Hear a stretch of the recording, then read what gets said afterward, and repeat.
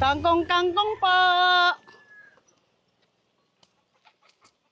Mabal ka mong kangkong. Sa pagdiriwang ng International Women's Day, tampok ang kwento ng kasipagan at determinasyon ng isang 60 taong gulang at senior citizen na si Nanay Lea Tabinas mula sa Barangay Castillo, Cabusao. Halos 2 dekada nang nagtitinda ng kangkong si Nanay Lea upang matustusan ang pang-araw-araw na pangangailangan ng kanilang pamilya. Kumukuha siya ng hanggang 2 sako ng kangkong sa iba't ibang lugar kung saan ito tumutubo. Ang nagagawa niyang nasa humigit kumulang na 40 tali ng kangkong ang kanyang nilalako araw-araw. Nangihina man, dala ng kanyang edad, patuloy pa rin ang kanyang pagtsatsaga upang mayroong gastusin ang kanyang pamilya. Minsan ay nauubos ang kanyang dalang paninda, subalit sa ibang araw ay mahina ang kanyang benta. Kapag maganda ang bentahan, umaabot sa halos 300 hanggang 400 piso ang kanyang kinikita. Marami po talaga dyan akong kinukuhaan sa awa ng Panginoon po. Ang dami talaga.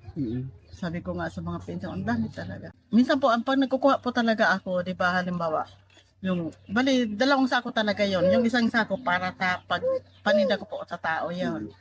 Minsan, magkaka 40 tali o 50, ganun. Sa ano lang po yan, sa lagay talaga sa ano, kung talagang marami ang nalalagay ko sa sako, naging 50 din yun.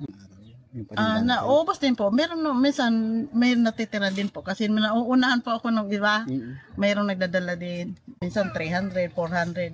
Depende po talaga sa paninda ko. Sa kabila ng hirap at pagod, hindi siya sumusuko dahil sa kanyang pagtsatsaga na itaguyod niya ang pag-aaral ng kanyang anak hanggang sa ito ay makapagtapos. Ang simpleng paglalako ay naging daan upang mabigyan niya ng magandang kinabukasan ang kanyang anak. Yung isa ko pong anak, nagpasok po talaga siya sa Jollibee para makapagpatuloy pag, di ba nag-pandemic po, pumasok pa siya doon at po talaga siya na sa awa ng Panginoon.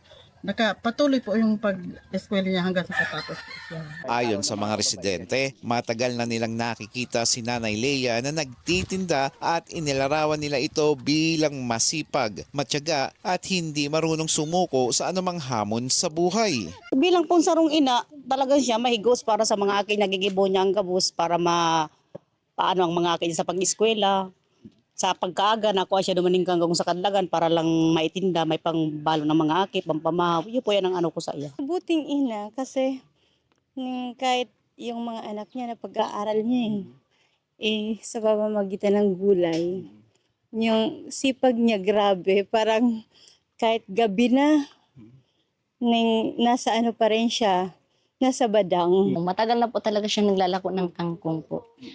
Maulan, mainit, lahat inaano niya alang-alang sa pamilya niya. Personal na nagtungo ang news team sa tanggapan ni Mayor June Aguilar upang ilapit ang kalagayan ni Nanay Lea. Ayon sa alkalde, may plano na ang LGU Cabusao na magpaabot ng tulong kina Nanay Lea bilang pagkilala sa kanyang sipag, tiyaga at sakripisyo bilang isang ina. Dagdag pa ng alkalde, bahagi ng programa ng lokal na pamahalaan ng Cabusao ngayong buwan ng kababaihan ang pagbibigay suporta sa mga kababaihang sumasalamin sa pagiging matatag at patuloy na lumalaban sa hamon ng buhay, lalong-lalo na ang mga ina na nagsisilbing inspirasyon sa komunidad.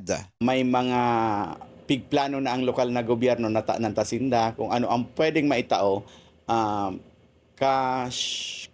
kung ano pa man, kung anong gift na pwedeng mapakinabangan kansi mga indigent na mga bawat barangay ang run for a cause kaya tata ng Tasinda gabos na barangay na nagtitios piga-identify na para matananta tata na ang iba po cash, ang iba in kind, and siguro dakulao na nagigibuminiyo sa banwaan ng Cabusao, dakol na aktibidades dahil po yan sa support kang provincial government headed by Governor El Rey Villapuerte and Congressman Jory Horibata. Hindi biro ang gawain ng isang ina na katulad ni Nanay Lea, nagbabanat ng buto sa ilalim ng init ng araw. Ngunit para sa kanya, bahagi na ito ng kanyang pang-araw-araw na pamumuhay. Isa lamang siya sa patunay na ang kababaihan, anuman ang edad, ay may lakas at kakayahang magtaguyod ng isang pamilya.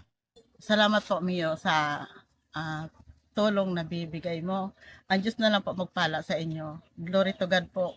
Ang Panginoon po ay nagagalak po sa mga taong katulad niyo na tumutulong sa amin.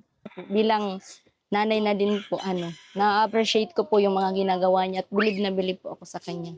Sana balang araw, maging siya, umangat siya. Kasi yung mga anak niya, napatapos niya na eh. Tapos may 2 pa yata siyang nag-aaral college. Ang galing niya, di ba? Kasi kahit ganyan lang siya, napapag-aral na niya yung anak niya. Eli Balbin, CSN.